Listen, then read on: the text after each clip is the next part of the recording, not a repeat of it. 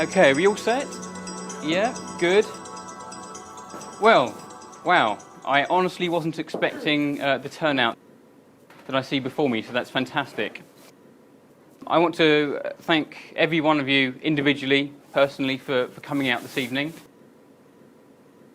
on a snowy Wednesday evening, it turns out. And looking around the room, there's a lot of you who I don't know. So again, a special welcome to you for coming out here. My name's David Lim. I'm a doctoral researcher at the University of Reading. I went back into education in 2006, 2007, and I completed a master's degree in renewable energy engineering. So for those of you who do know me, I can tell you where I've been hiding for the past year or year and a half, because this has taken up a significant portion of my life, to be honest. It's kind of everything's been on hold. I've really wanted to get to the bottom of this issue as a researcher. As some of you may know, there's a lot of disinformation out there regarding this subject. In 2010, I did some work for the Royal Academy of Engineering, and I was fortunate enough to speak abroad at some conferences. And this has to be, I can honestly say this, one of the hardest things to put together, one of the hardest talks, not least because it's a controversial subject, and also it's not my area of expertise. I have looked at this to a point, though, where I'm sufficient and comfortable enough to speak to you about what I've found. So I hope you will glean something from this. Geoengineering affects everybody. I think I put in my article, if you breathe, it affects you. So from children to the elderly. So when I've been putting this together, I've been wondering how I'm going to pitch it. Do I want to start at the base intro level, or the veterans in the subject who have looked into geoengineering and weather modification? So I've hit right at the base. So I've started right at the beginning. So I'm assuming that there are people out in the audience who know absolutely nothing about geoengineering. Having said that, I've looked around the room and I can see some very articulate, intelligent people. So I'm going to work you quite hard, and I make no apology for that, because there's a lot of information to get through. It's a huge, huge subject, and breaking it down into manageable chunks, putting it into plain English, has been interesting, to say the least. So, increases in extreme weather, food prices and illness. The unspoken connection is the title. Okay, so the journey. I've called it a journey as opposed to content. I think content alludes to the fact that there might be an ending, but I don't particularly want there to be an ending to this when you leave the hall this evening. I really hope, if I do my job well, to inspire you perhaps to look into some of this yourself. Because I've learned from experience in this area, me telling you this means absolutely nothing unless you do something for yourself, unless you look, and I will direct you as to where to look, because it is a minefield. So I'm going to hit you straight with it up front, the unspoken connection. I'll give you some bullet points as to where we're going with this. Then I'm going to have a chat about the government and where they lie on the governance issues of geoengineering. Then I'm going to show you a few photographs of what it looks like. Then talk about the impacts. And then this huge question that everybody's asking, why are they doing it? Why is this happening to us? I'm going to help you navigate those murky waters with the research and point you in some directions and describe to you what's happening out there. And then I'm going to end up with some good news.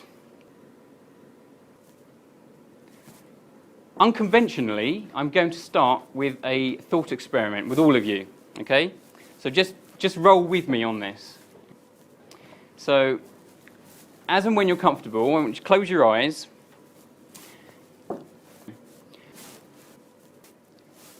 I want you to imagine that you've woken up and there's a letter on on the box or on the floor, and you open the letter and it's a random invitation to a Queen's garden party. The date on the top of the letter is in black and it says 1959. And you think, oh, this is kind of interesting, I'm going to accept. So you doll yourself up, you put on your best gear, and a chauffeur car greets you, takes you to London, to Buckingham Palace Gardens, and there you are, canapes flowing, champagne, guys walking around, and you're leaning up against the side of a corridor of a marquee. It's a beautiful marquee. And you overhear a conversation. You overhear two dapper-looking chaps in military uniform. And they're talking about potentially spraying the whole of Dorset with carcinogenic particulate material from aircraft. And you think, no, this can't be real. So you wheedle in a bit closer and you glean a bit more of the conversation, and they're talking about using aircraft, they're talking about the load quantities. Fast forward now, you're on the way home and you're thinking, no, this can't be real, but yet you've heard something. You've got this information that everybody's going to be sprayed. And you think to yourself, how the hell am I going to articulate this information to people? What am I going to say? And I want you to think about that for a second. What am I going to say? And what is the response from the people who I engage with? Will I be ridiculed? How are they going to accept this information? Are they going to think I'm mad? Okay, now, I want you to open your eyes now. I hope you kind of got that mental picture there, because that's exactly where I am now with this. And that's where a lot of people are with this.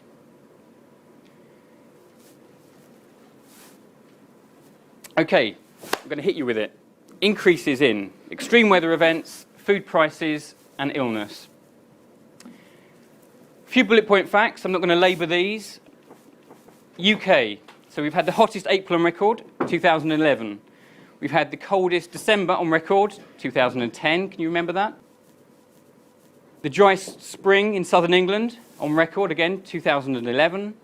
The wettest English year, 2012. That was last year. And I breeze across that, wettest year. That caused so many people so much heartache with flooding. The dullest June since 1909. 2012. The Environmental Agency put out 266 flood warnings or thereabouts last year. And a little quiz question for you. In the US, anybody hazard a guess at how many total temperature records were broken? 2012, we had the Texas drought and what have you. 1,000? I was going to say 10. 20,000? 40,000 individual temperature records were broken last year in the States. Food prices.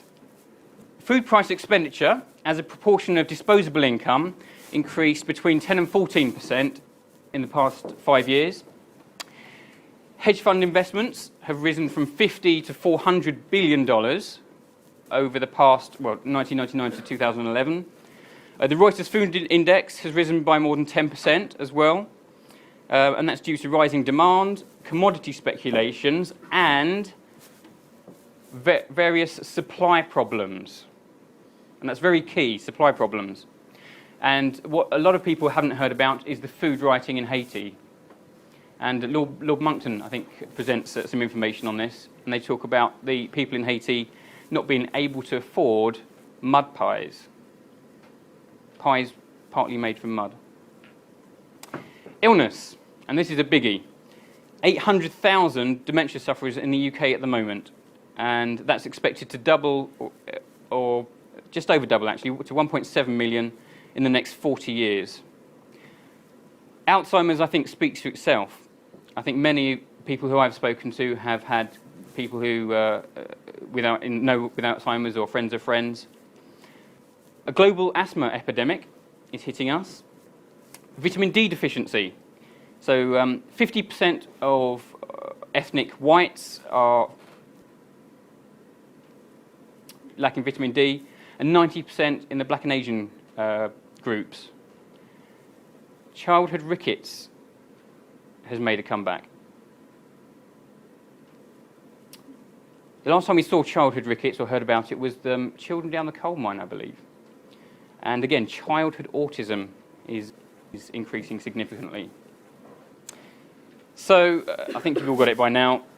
What connects them is this thing called geoengineering. It was one answer anyway. And it's a term that you probably haven't heard about if you're not in this field. And there's a reason for that, and I'll come to that later. So extreme weather events are increasing because our weather is being manipulated. Food prices are increasing because crop production can be controlled. And illness is increasing because geoengineering chemicals are toxic. So there you have it. There's a snapshot of what the whole evening is going to be about. Okay, geoengineering and government. I'm not making it up. There is a thing called geoengineering. The House of Commons have got a paper on it. The regulation of geoengineering came out in 2010. And the definition in this document says geoengineering is activities specifically and deliberately designed to effect a change in the global climate with the aim of minimizing or reversing anthropogenic climate change. Anthropogenic being man-made. Bit wordy, I think. The other definition I prefer is from the Royal Society. And this document, Geoengineering the Climate, came out in 2009. And they define it as the deliberate large-scale intervention in the Earth's climate system in order to moderate global warming. And the red writing you see at the bottom there is the Solar Radiation Management Governance Initiative, which the Royal Society are funding. Methods. We've got some numerous methods. They break down into two: solar radiation management and carbon dioxide removal. Huge topic. I could be here for hours talking about it all. We're only going to look at two, and that's the aerosol, stratospheric injection of aerosols, and cloud seeding. This is quite key as well, so if you can get this under your belt, I'm really going to try with you on this. Geoengineering is part of a bigger sphere of science. I've termed it environmental manipulation. The other two spheres, this is a Venn diagram, military operations and weather modification. Now, weather modification is an industry in its own right. It's very old, actually. Weather modification goes way back. Earliest references I found are 1891. Vincent Schaefer looked into cloud seeding technologies and progressed it hugely by 1946. Military operations.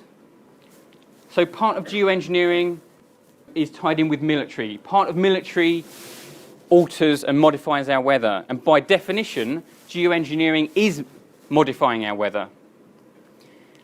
So depending on what context we're talking, and I'll steer you through this, whether it's geoengineering, weather modification, or military operations. Okay. Back to our thought experiment. I'm just going to cut into a little, I hope this goes okay, a little video clip.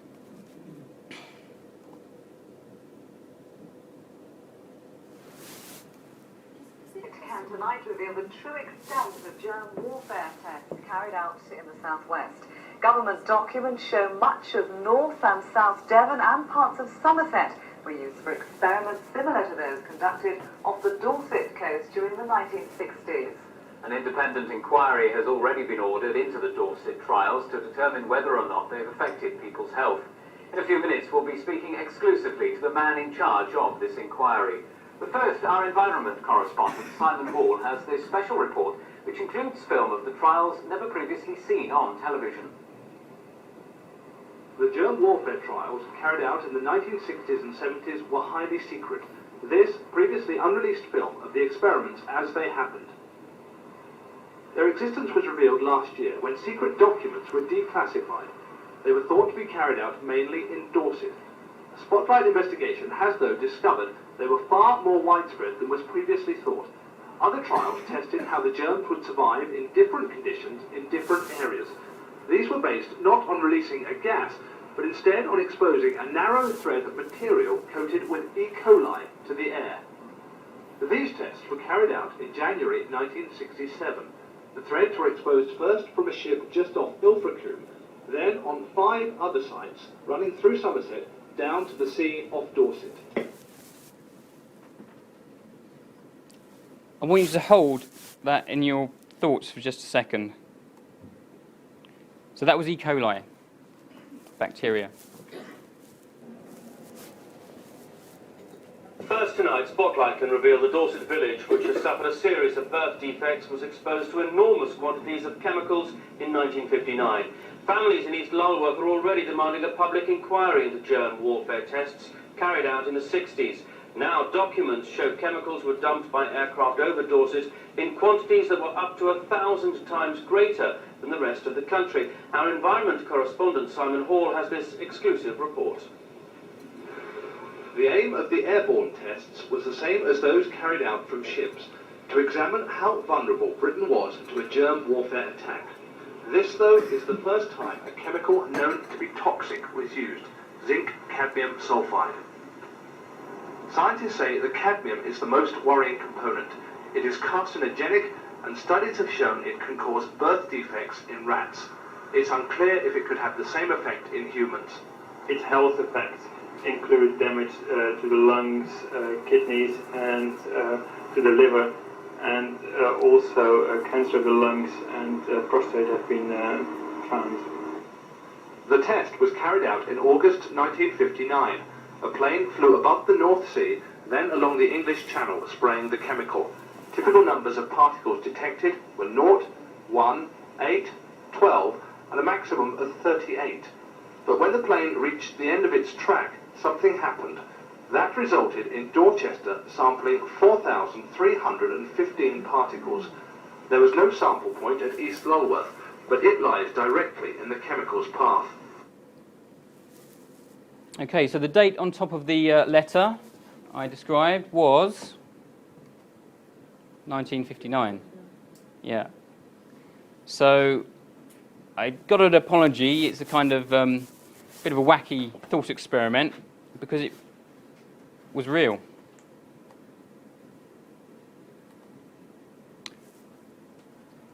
They've done it to us before.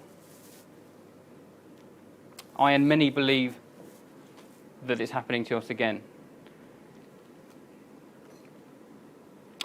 The Guardian broke this in 2002. The headline reads, "Millions were in germ war tests." The Ministry of Defence turned large parts of the country into a giant laboratory to conduct a series of secret germ warfare tests on the public. And the article goes on, and I can give you all of the links to everything I'm talking about is referenceable, and you can have this.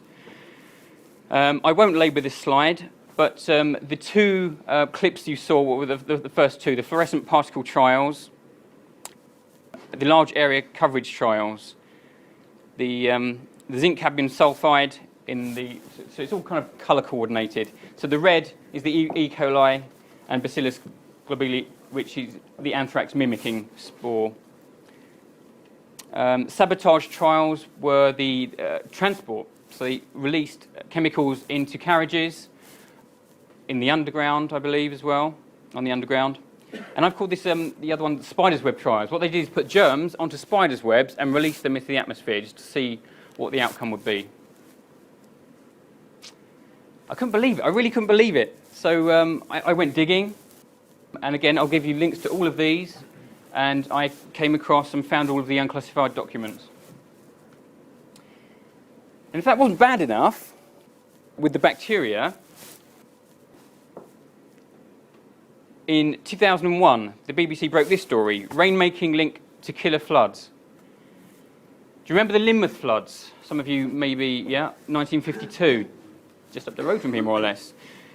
35 deaths in the infamous Lynmouth flood disaster came only days after RAF rainmaking experiments over southern England, it has emerged. And then it goes on to talk about 90 million tonnes of water swept down the narrow valley, destroying buildings. Right, what do you think the official government's position is on geoengineering? Don't panic, we're only considering geoengineering chemicals.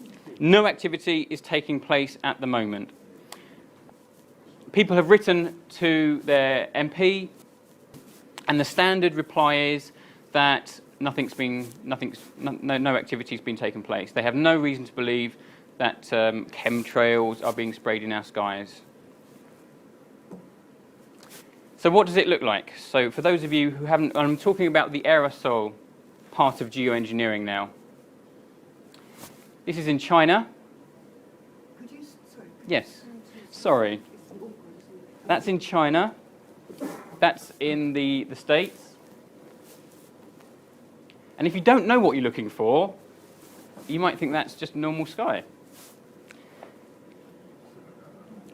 That's in Europe, a bit closer to home, London, Trafalgar Square. See a nice horizontal trail there. Anybody hazard a guess where this one is? 200 metres behind me, in a field, looking west. Not one cloud in that sky is natural. This was one of the worst days I've ever seen in Trent, and this only happened 2 weeks ago. It was on the 15th of March, and again, the only cloud that's natural is this little grey area here. The rest of the sky was covered in this murky haze.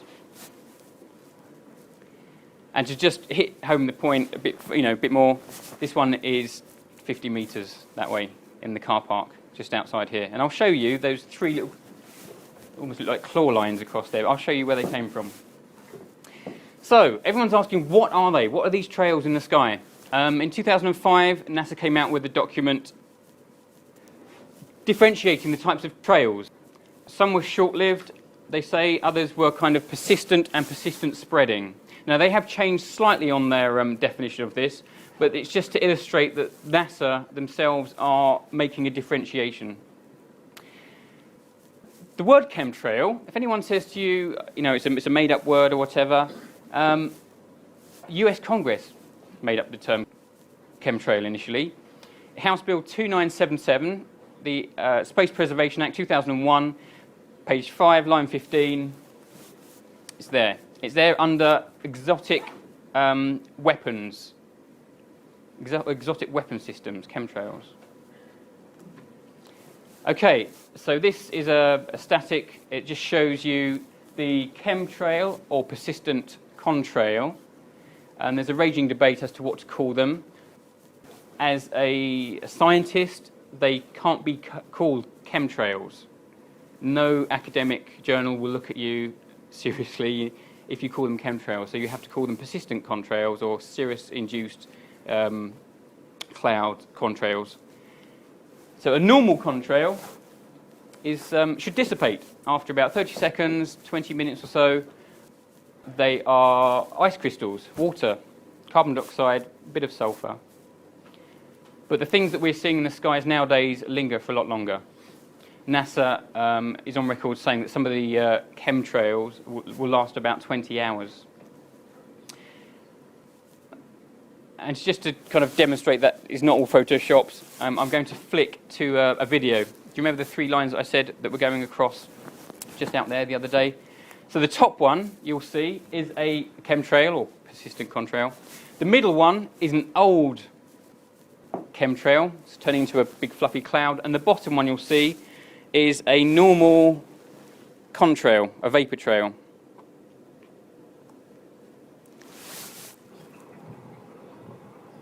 It's the 5th of March. I might cut the audio on this and talk you through it instead. I'm sorry for the quality of the image. I don't know why it's doing this. I think it might be the projector. But the top one you see is a slightly different colour as well. It's more bluish in colour. You can see it starts way back to the north. They look fluffier. And they obviously last longer in comparison to this very thin normal contrail at the bottom, which is already dissipating here. And as it goes into the cloud, I flick back and show you the chemtrail.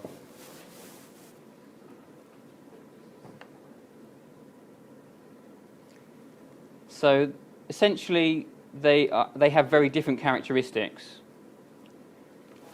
This is a chemtrail up close. Some of them have funny bursts in. This is quite a common one you'll see. Different colours. Some of them are slightly bluish in tinge. And this is a great shot actually. Somebody's managed to get a shot of a chemtrail up close. And you know, is it me or does it look like something's falling from that trail? This is a normal contrail type. This is what they should be. Some of them are slightly fluffier, depending on the weather conditions. It has to be minus 38, 40 degrees centigrade, with the various moisture content as well. There. The other characteristic is that they turn on and off. You might see some planes. There's numerous clips on the internet with them turning on and off. And they are being used as atmospheric test markers. And when you get into this subject in detail, you find out that they turn on and off in specific points. They're believed to be controlled by satellite, a lot of them. So these points here will actually go into a meteorological model as data points.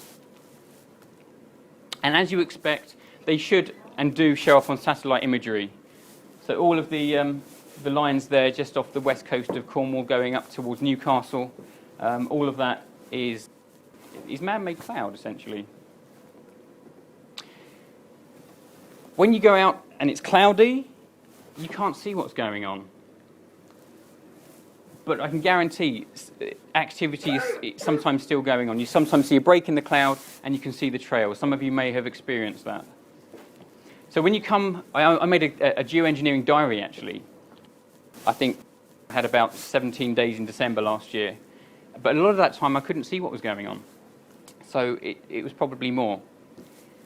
So this is what's happening. The chemtrails, persistent contrails, are being taken, some of them, by the wind, depending on the regime, and it's creating artificial cloud cover. And the last clip I'm going to show you is of a time-lapse video. Now this is I think it's in Barcelona.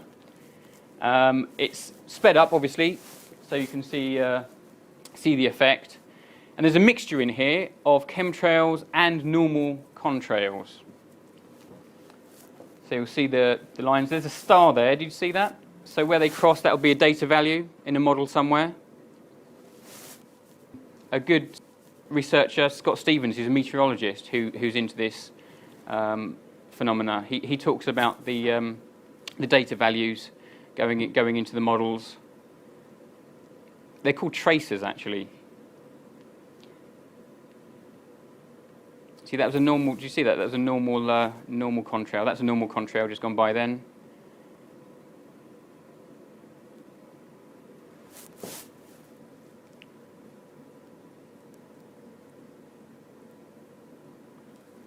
There's a lovely one here, actually. I think it's this one here. You can see it curling round.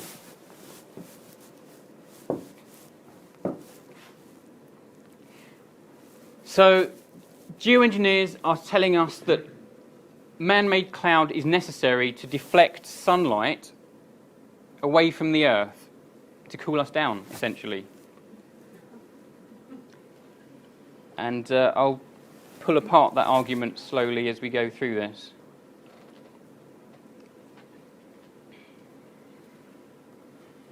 Right. Okay. Commercial airline. When I showed this to my wife, she said, "Oh, they've forgotten a passenger." No, they're obviously military. Flight tracker, you can track commercial airline on Flight Tracker 24, and a lot of the movements in the sky you can't see them on the on this tracker software, so they have to be military. KC-135s, KC-130, KC-10s, Boeing 747s. These are the aircraft types that are commonly being reported. However, commercial airlines also leave chemtrails, and I'll get into that in a bit more in a moment. This is, I must say, this is circumstantial evidence. This is unconfirmed. However, these do demonstrate the ability to outfit an aircraft with carrying capacity for liquids. This one's circulating on the internet, and you see people saying, no, this is in a factory. It's in a factory. But when, again, you look in detail at some of the letters and the wording and the backgrounds, you follow this patent through.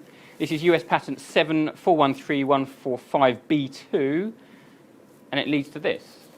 So, and this is an aerial delivery system. Okay, somebody asked me earlier about HARP. HARP is an acronym. It stands for High Frequency Active Auroral Research Program or Project. This is a ground-based technology. It became live in 1999. I think the first array became live.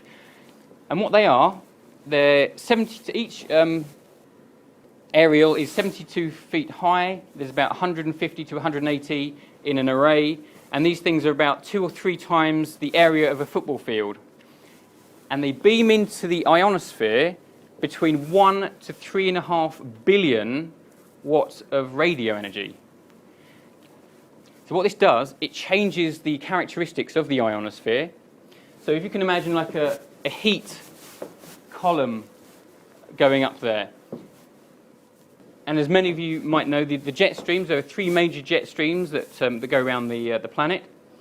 And when the jet stream comes into contact or nears this rush of heat, it has to go either way. It doesn't like going through it, so it has to go round. And that's how you can start to push the jet streams north or south. And when the radio energy hits clouds, these are the type of cloud conditions that it makes. So it's like a rippling, like a mackerelling, or like a corrugated effect. Here's one with a chemtrail running through it. This one's kind of interesting. Very pillory-like clouds with a definite edge. If I was doing a modeling simulation of this cloud using computational fluid dynamics, you would not have this phenomena occurring unless that there was an external stimuli.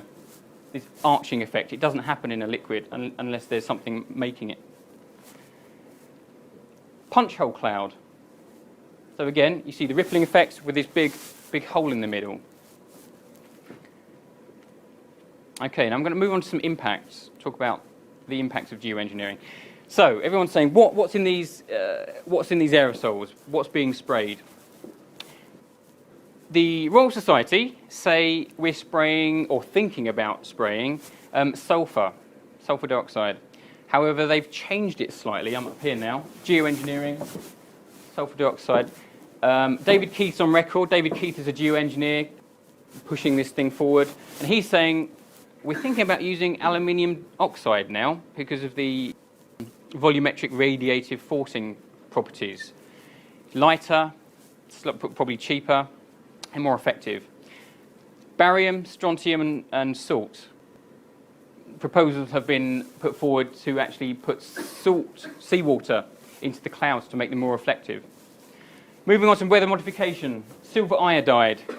They knew about this stuff back in the 40s. Again, barium, nitrogen, nanosilver, and p-dichlorobenzene. And on the military side of things, you have aluminium-coated fiberglass, and these are put out for radar, fuzzing, noise. and barium salts. The two at the bottom, sulfur hexafluoride and trimethyl aluminium, is what is being added to normal jet fuel, and they have neurological effects. They cause short-term memory and all sorts. Again, all on record. So the other chemicals and particles, thorium, cadmium. Cadmium was the one, cadmium sulfide within the clip, carcinogenic. Chromium, potassium, titanium, magnesium. Arsenic's been found, manganese, lead. In total, 49 different chemicals have been reported. Okay, there are 3 other class of particulates that are being found. Polymer nanofibers, desiccated erythrocytes, and erythrocytes are freeze-dried red blood cells, mold spores, and fungus. So for the aim of this talk, I'm not going to go into those areas. I may do another talk in the future where I unpack that a bit more. So yeah, what goes up must come down. So as you can imagine, it's landing in our oceans, it's landing in our rivers, watercourses, and our soils, our crops, trees, bees. People have been wondering where they've been going.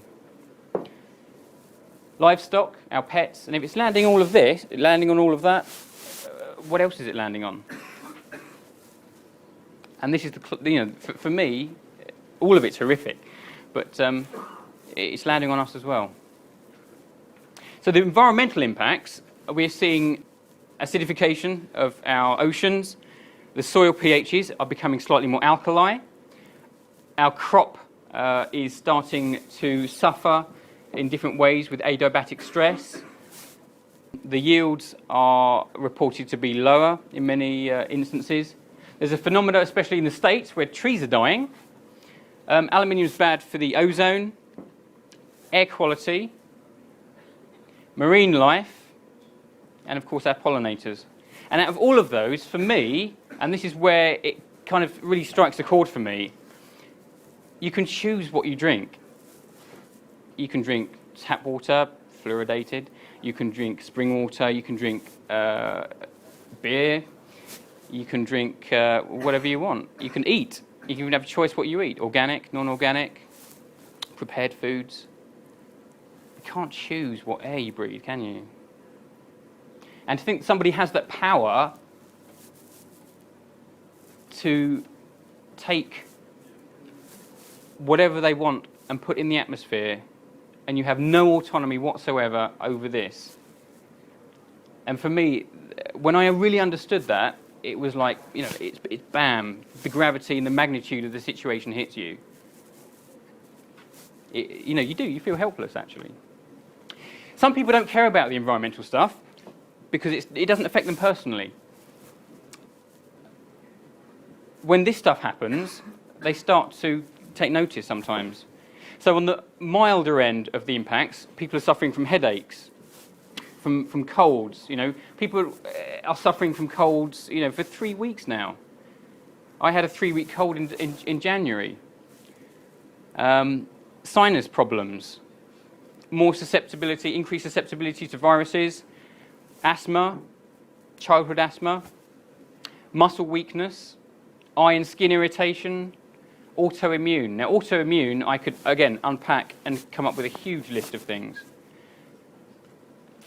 Aluminium has been linked to neurological and cognitive dysfunction, short-term memory loss, SAD, seasonal affective depression, chronic bronchitis, liver damage, and again, 2 biggies coming up, Alzheimer's.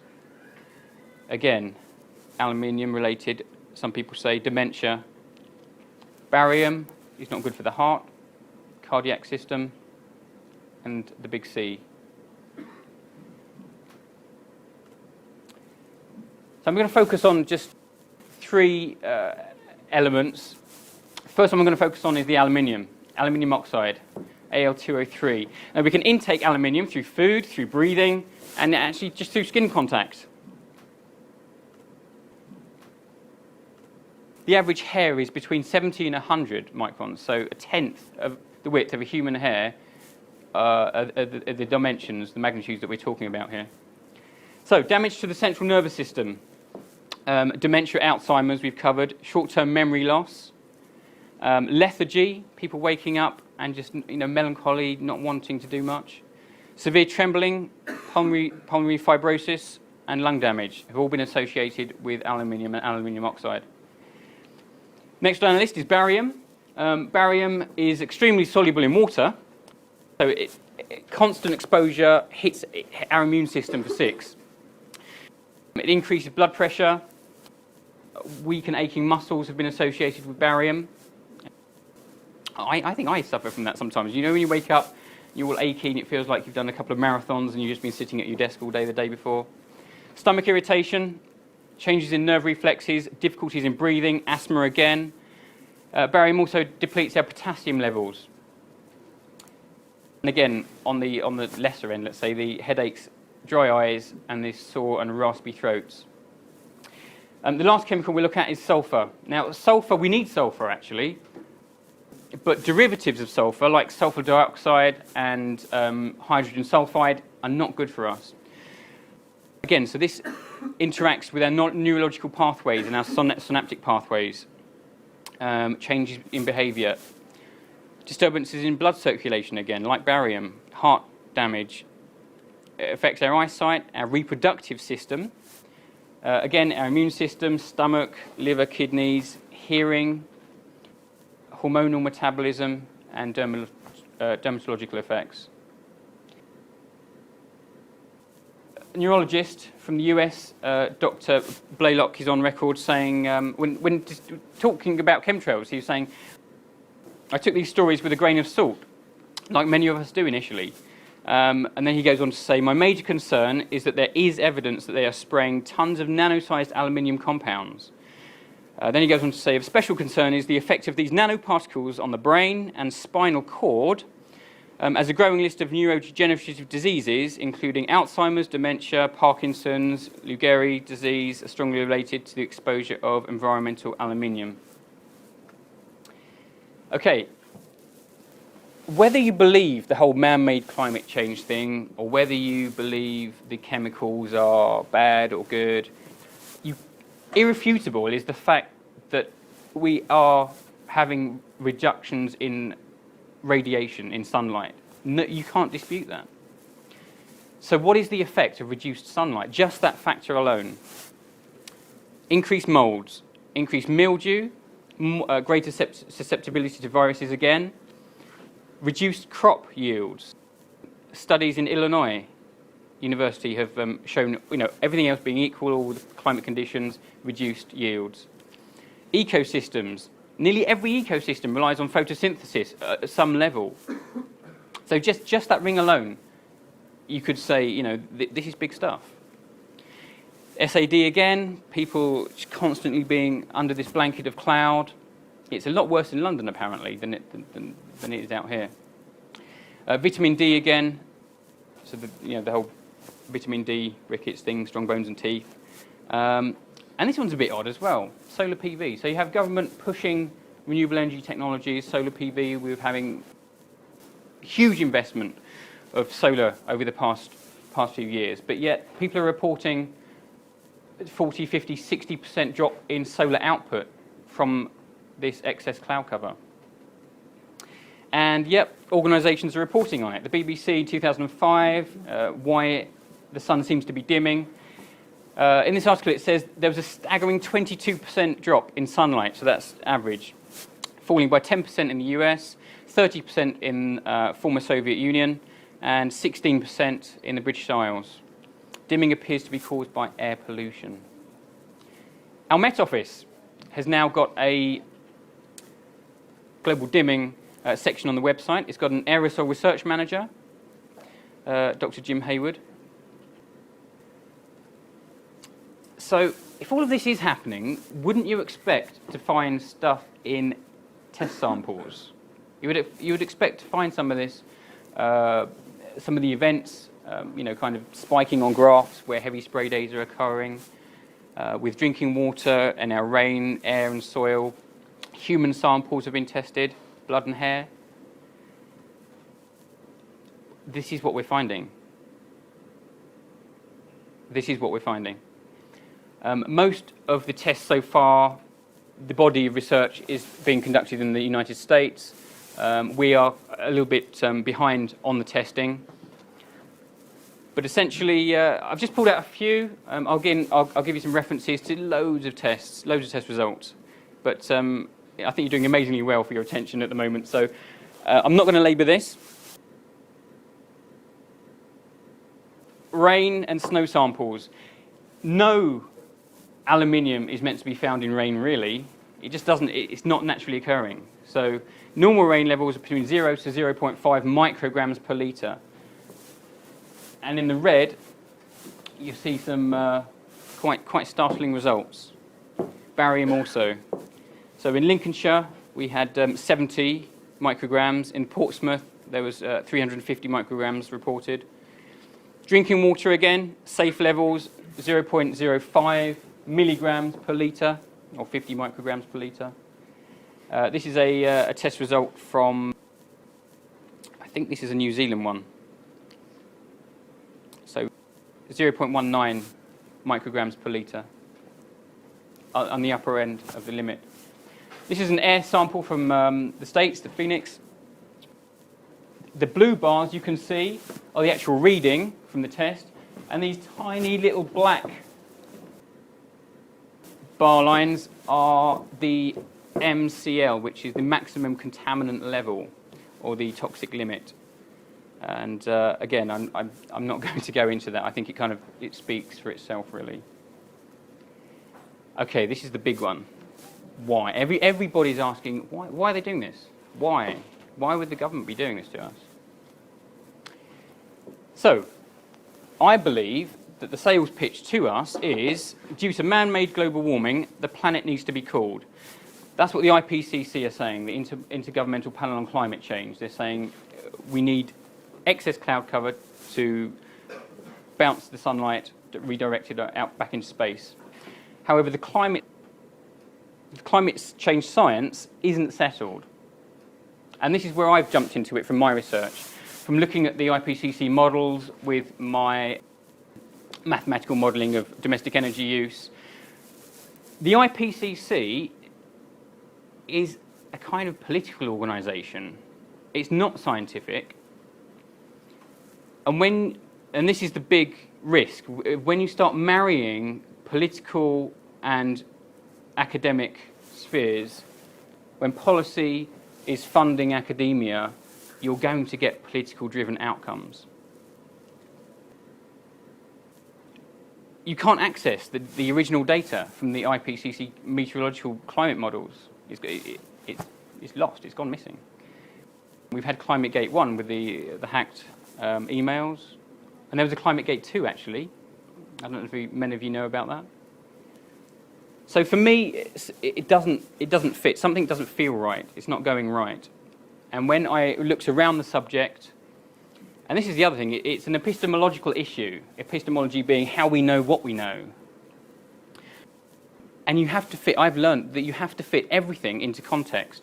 So you look at climate and then you think, hang on a minute, how does this fit into the wider scheme of things, history, geopolitics, and other issues? Because compartmentalization is a huge, powerful driver in this field. And this is why a lot of professional people don't know about this stuff. It's because they're being compartmentalized. Compartmentalization is everybody working on a kind of need-to-know basis. I kind of view it as a honeycomb structure, where everyone's in their little honeycomb, being busy, going away, coming back again. And what I've been doing over the past year is walking on that little thin edge, looking down at everyone doing their own little thing, and then you put the pieces together and you think, hang on a minute, it's not working, something's not quite right. This is an interesting one I came up with, and many people have sourced this. This is a report by the Club of Rome.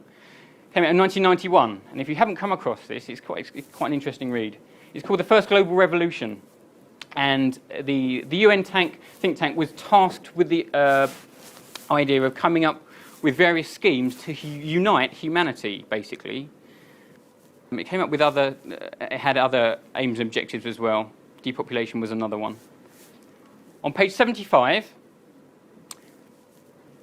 under the heading, "The Common Enemy of Humanity is Man," quote, "In searching for a common enemy against whom we can unite, we came up with the idea that pollution, the threat of global warming, water shortages, famine and the like, would fit the bill." Some of you have come across this. And then it goes on to say that all of these are kind of human-induced, therefore humanity itself is its own enemy. And I know from a psychological background, as soon as you kind of make people feel guilty, how easy is it to control them, using their guilt against them? So just a quick recap. They're saying we need to cool the Earth, the deliberate intervention in the Earth's climate to moderate global warming, the definition of geoengineering, through solar radiation management, aerosols reflecting light. But NASA came out in 2005 with a newsletter saying persistent jet contrails forming man-made clouds and haze are, quote, "trapping warmth in the atmosphere and exacerbating, making it worse, global warming." You twin that with this study from Mark Jacobson from Stanford University, and it reads, "Atmospheric scientists at Stanford University, California, show that aircraft vapor trails," so we're talking about normal contrails, produce between 15 and 20% of the warming in the Arctic. So again, just to kind of break that down into plain speak, plain English, government scientists are saying more man-made clouds plus more aviation emissions equals cooling. It doesn't add up. Clouds perform two functions. They do indeed reflect solar radiation, but they also act, as some of you know, as a blanket around the globe. So the radiative forcing, the difference between the heat emitting from the Earth and that coming in, it has two forces. And there are numerous studies that say, yeah, putting more clouds is actually going to make us warmer. Okay, so we're getting there. I'm getting to the knockout punch. Why else would they do it? Why else would government geoengineers be doing this if the science doesn't stack up? The first agenda, first and foremost, I think, is to control the weather. And when you can control the weather through various means, you can start to manipulate public opinion with certain things, like getting people to buy into the idea of man-made climate change. I'm not saying man-made climate change, we are, and you have to pick it apart really carefully. Man-made, man. Which men, people? Is it the public? Is it government? Social control mechanism. So when you can control the weather, you can put upon society some very rigid social controls. Control food supply and cost. We all need food. Corporate profit. There are corporate profit motives that I'll show you in a minute to this. Enhance military capability.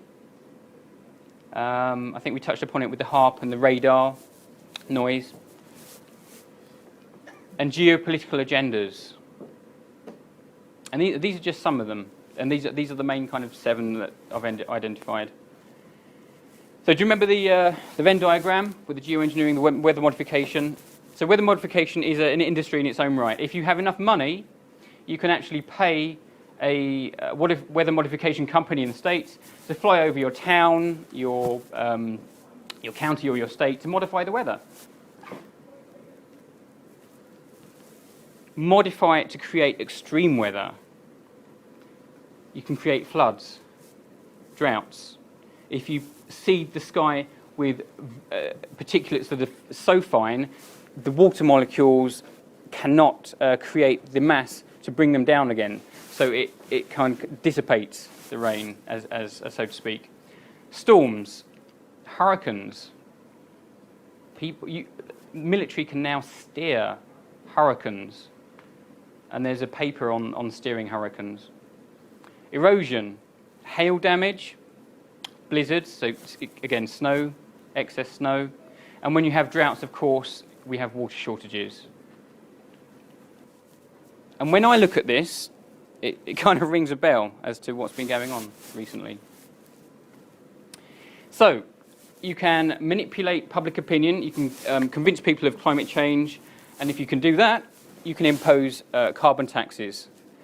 There's the cap and trade scheme where companies are allowed a certain quota, and if they go above that, they have to pay fines or not fines. They have to buy credits. Personal carbon taxes. Australia are having some tough times with personal carbon taxes at the moment. Personal carbon taxes, everything you do. If you step in a car, if you take a flight somewhere, you'll be penalised. Agenda 21.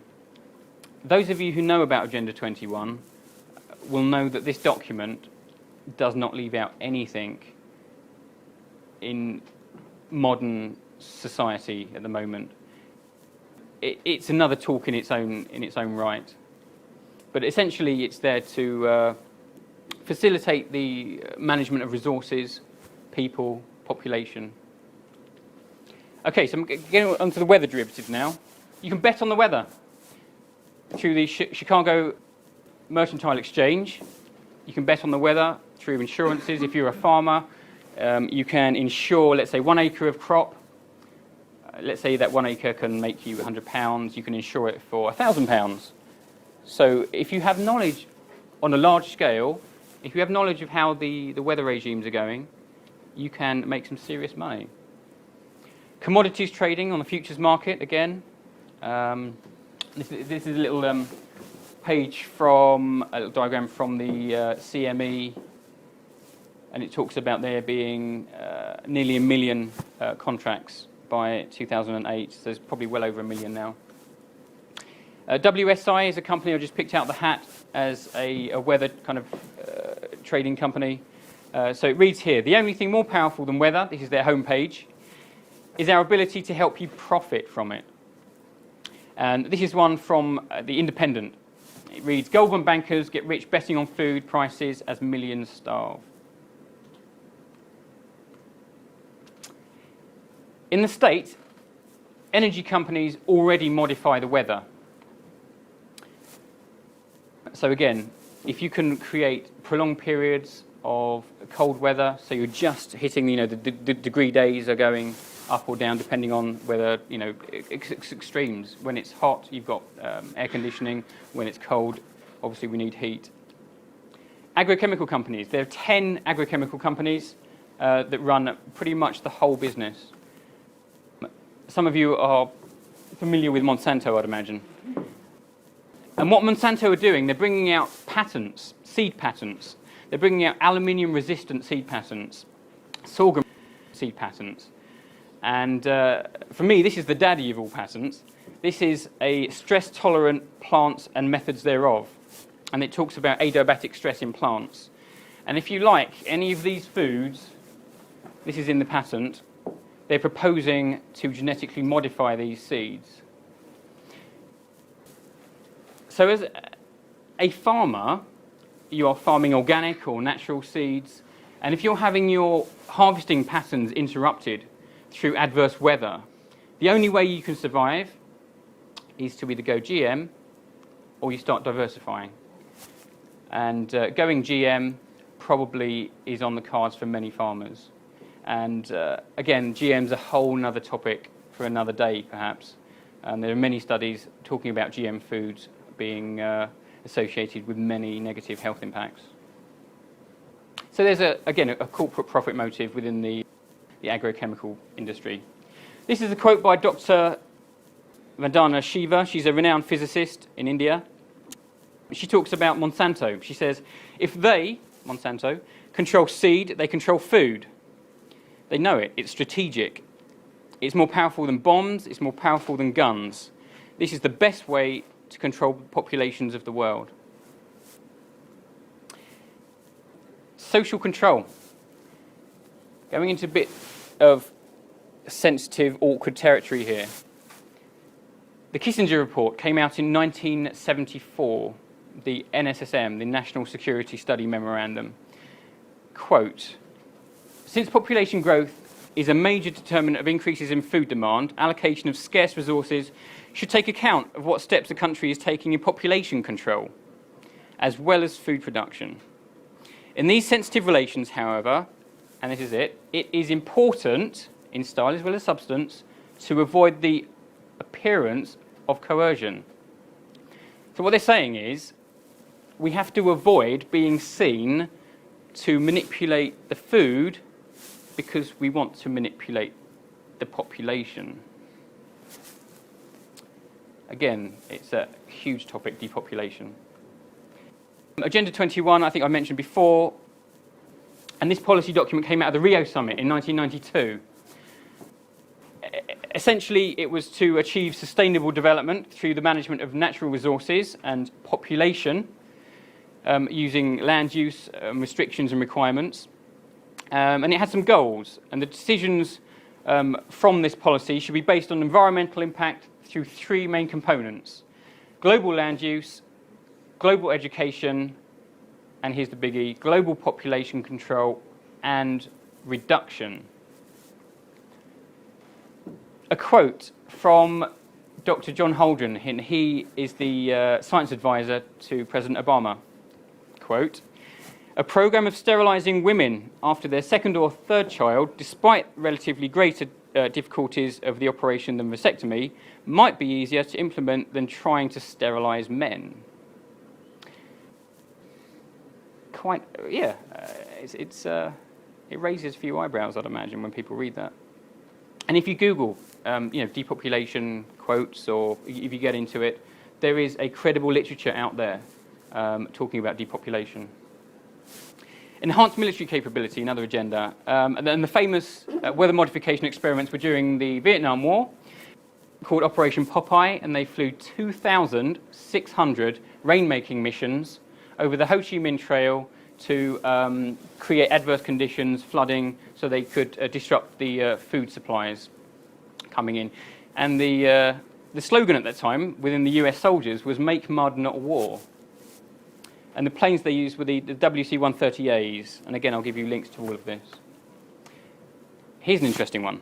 The US Air Force came out with a report. You can't see the title there, so I've blown it up for you. Weather as a force multiplier, owning the weather in 2025. What can you do if you own something? You can sell it. You can sell the weather. I haven't heard much about selling weather, but my gut is telling me that it might be around. I wish I'd covered this up, the date here. Some of you have seen it. Others are engaging even in an eco-type of terrorism, whereby they can alter the climate, set off earthquakes, volcanoes remotely through the use of electromagnetic waves. And if you haven't seen the date, 97. I found a similar quote, actually, going back to 1975, where they talk about we can create hurricanes and we can steer hurricanes and we need a treaty. And there's in 1978, there was the Environmental Modification Treaty that was ratified by many countries, saying that we can't use this technology. It's just, it's too dangerous. Scalar weaponry, it's called. And a lot of the geoengineering stuff was born from this. There's a model out there called the Variable Terrain Radio Parabolic Equation Model. And this was the kind of embryo for a lot of the experiments and geoengineering stuff that I'm talking about. Telegraph, May 2011. It reads, Mohammed Ahmadinejad says, Europe stealing Iran's rain. And it goes on to say, he quotes, it says, according to reports on climate, whose accuracy has been verified, European countries are using special equipment, I'll get to that in a minute, to force clouds to dump. And he's talking about water, rain. By doing so, they prevent rain clouds from reaching regional countries, including Iran. The special equipment that he's alluding to is the HARP stuff, is the scalar weaponry. HARP can create earthquakes and tsunamis, actually. You'd expect whistleblowers to be in this kind of field. One of the questions I get is, if all this is going on, how comes nobody's stepping forward? If this is so big, how comes nobody's coming forward? Well, there have been. People have come forward on this. And a very, very courageous Swedish politician, Pernilla Hagberg, came forward. And she says, quote, "These trails contain a multitude of chemicals, viruses and heavy metals such as aluminium that influence the weather. This is a controversial and extremely sensitive issue that is very interesting to examine. I know there are several politicians who want to, but do not dare." And this is the geopolitical bit. To be able to control the weather and use it for their own purposes is very advantageous for power structures. So there's an acknowledgement there out in mainstream media that this is going on. Do you remember me saying at the beginning that it was kind of a really fraught area of research? There's information, there's really good information actually, there's disinformation, and I've kind of put together a slide to articulate this concept. Here's poor little me, about a year ago, trying to get to the truth. Geoengineering is also known as solar radiation management. It's also known as stratospheric aerosol geoengineering, SAG. It's also known as weather modification in different contexts, and the states are going on about climate remediation. Semantics, it's a semantics game, it's a word play game to throw people off the track. You throw in some persistent contrails, some chemtrails, some EMF, electromagnetic frequencies, and here it gets interesting. You throw in the aliens, the conspiracy theories, paranormal, the UFO stuff, the astrology. So what people do is go chemtrails, Google, Wikipedia, and it says, yeah, it's a conspiracy theory. So what happens is the truth becomes kind of obscure. It's so difficult. As somebody looking at this, with a normal 9 to 5, to get to the point where they're comfortable to speak out and not feel ridiculed, or even if they do, they've gone beyond it. I kind of went beyond it a while ago, started to talk to some friends, they kind of thought I was nuts. But after a while, when you get to the heart of this issue, you kind of transcend all of that to a degree.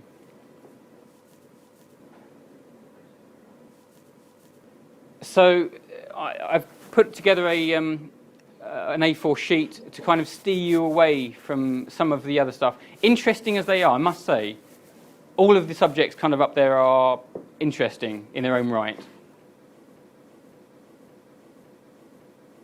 So when you get past all of that, when you steer past, you navigate through all of the smokescreen, alien stuff, you actually get some really good info. This was a report by the Belfoot Group in 2010. This is a kind of scientific study on contrail science, and it was reviewed by Dr. Vermeeren, I think, and he was an aerospace engineer at Delft University in Holland, and he put his stamp on it, basically saying, yeah, it all holds up. It all holds up. And then he passed that to a Belgian mayor, and the mayor then put it in front of the United Nations, NATO, and a host of embassies to no avail. A.C. Griffiths, if I introduce you to this guy, very courageous guy, very courageous. He's no longer with us. He started talking about all sorts of issues. He used to work for the CIA. He did work for the CIA. He did some work for the US Air Force and the NSA, the National Security Agency in the States. And yeah, he held the cryptographic clearance for various things, and one of them was the Project Cloverleaf. And for those of you who know, Project Cloverleaf is the name given by the military and the pilots to this geoengineering program. So yeah, quote, the aerosol program, the chemtrail program. I'm actually talking about getting inside the program at Wright-Patterson Air Force Base where it's being managed. And there are numerous. Again, on the data sheet, I'll give you some guides to other whistleblowers. And again, good information. You get past all the smoke screening stuff and you start to find patents that talk about stratospheric Welsbach seeding for reduction of global warming. Now, Welsbach materials are oxides of metals.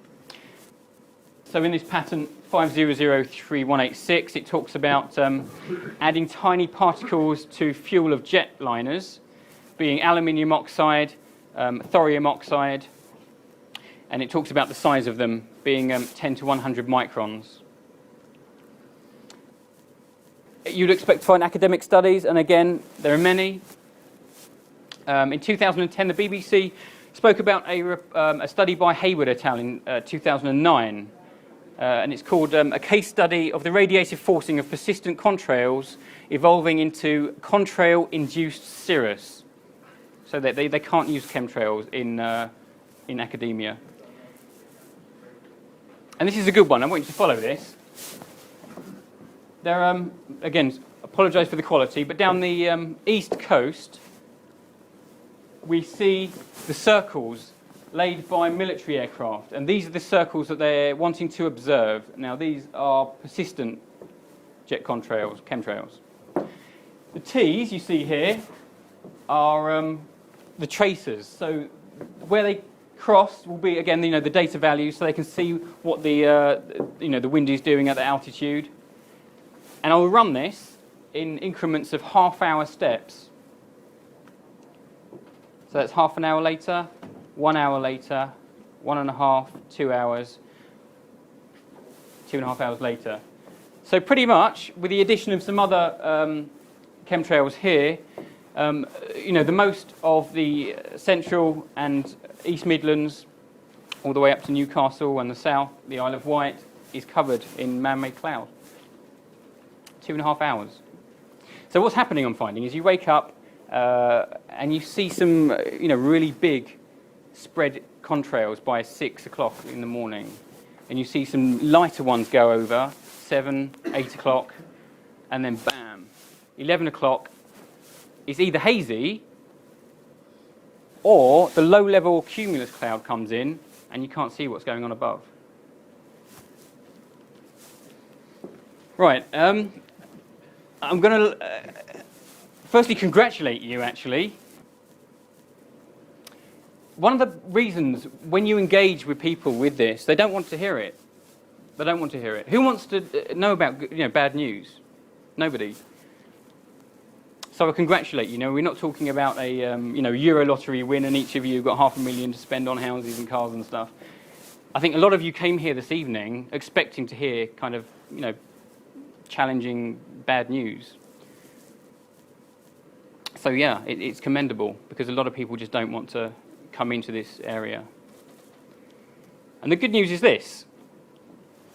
You hear people go, yeah, but what can we do? What can we do?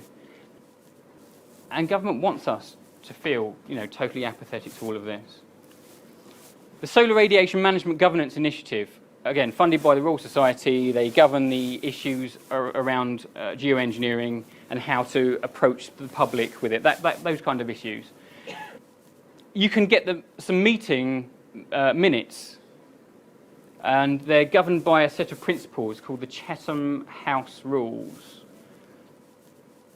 And for those of you who are looking into, societies, old societies, Chatham House, fascinating.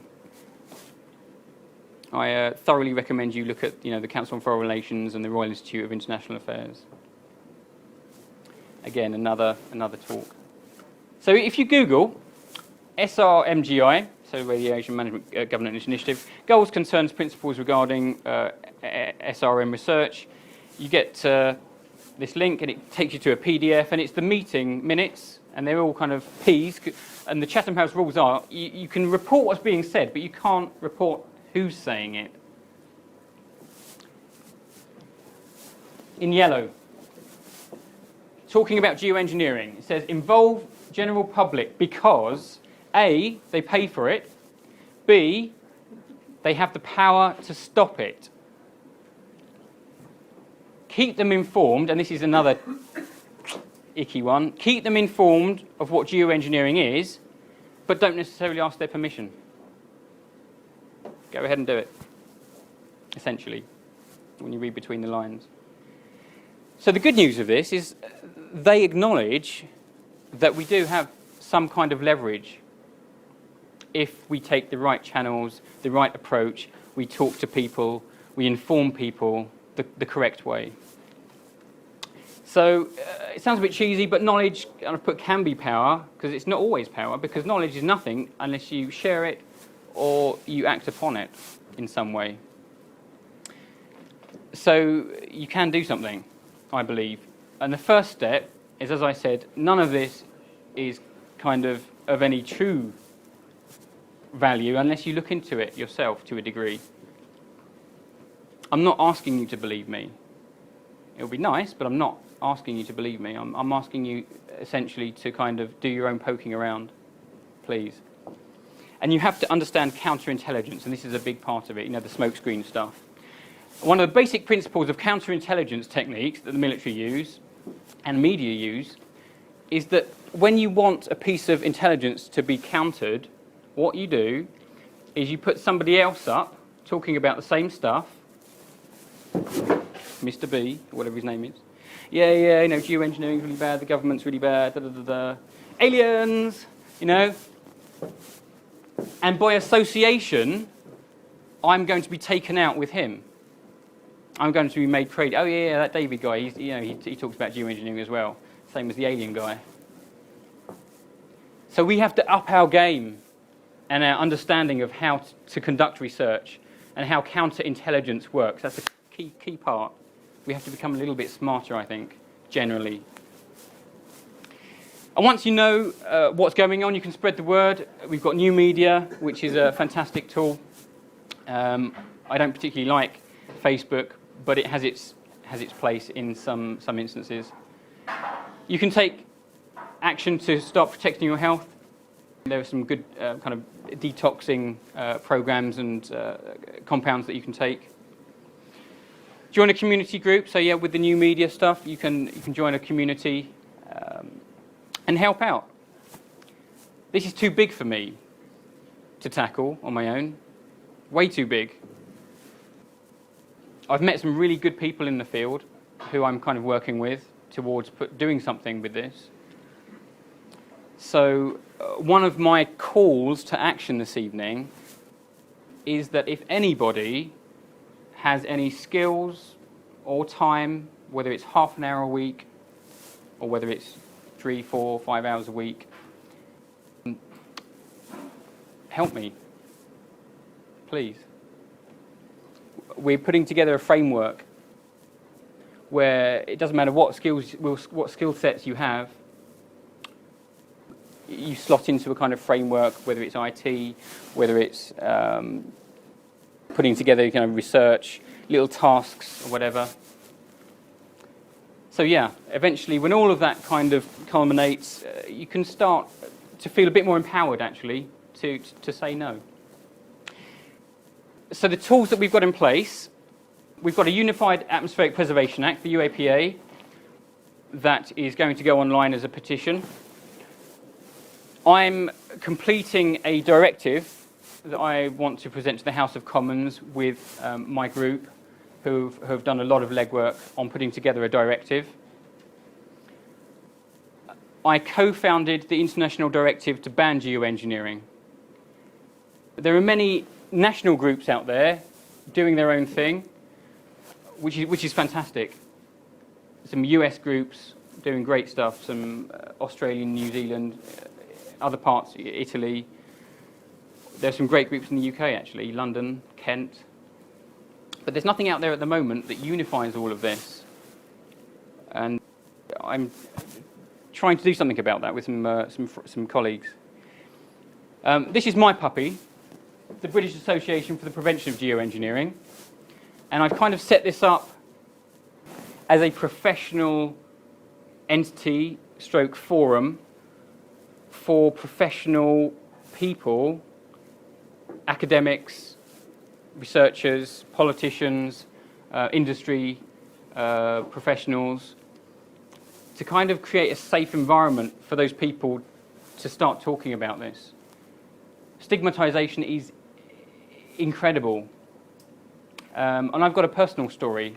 I can't go into it totally because I'm still with Reading University, but I can tell you this, that when I approached the university with my new findings, with my holistic understanding of how this fits into the bigger picture and geopolitics and history and weather science, meteorology, population reduction, social regime,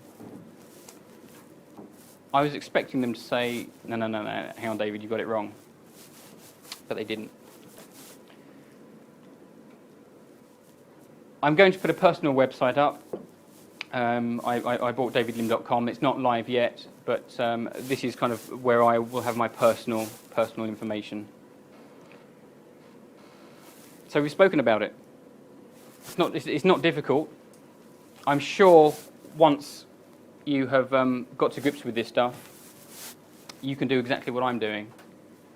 And if you can't, I will help you.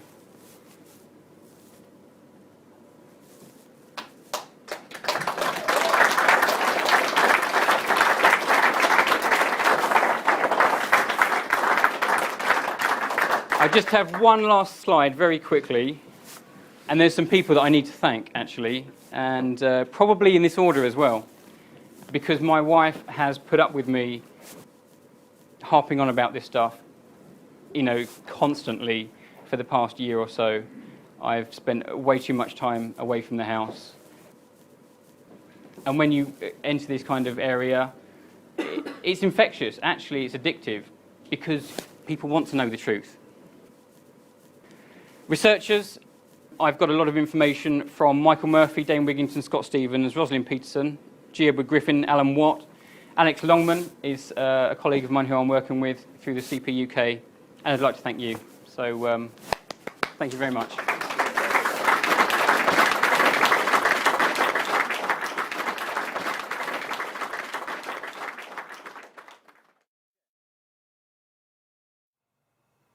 Thanks for your attention indeed. I hope you enjoyed the introductory talk to geoengineering. It was more an overview of the subject for those who know absolutely nothing or very little. There is a datasheet that I refer to in the talk, so if you would like a copy of that, email me, let me know who you are, and I'll endeavour to get a copy out to you. The sheet just has some links and references to the information that I've used. There was a questions and answer session as well after the talk. It lasted an hour and a half, so I've left it off this clip just to keep it manageable. Please help me try and get the word out on geoengineering. I personally believe it's got some huge impacts for all of us in the near future if it's not addressed. So email this link to friends and colleagues and try and help me get the word out on this one. Thanks for watching, look after yourselves, and bye for now.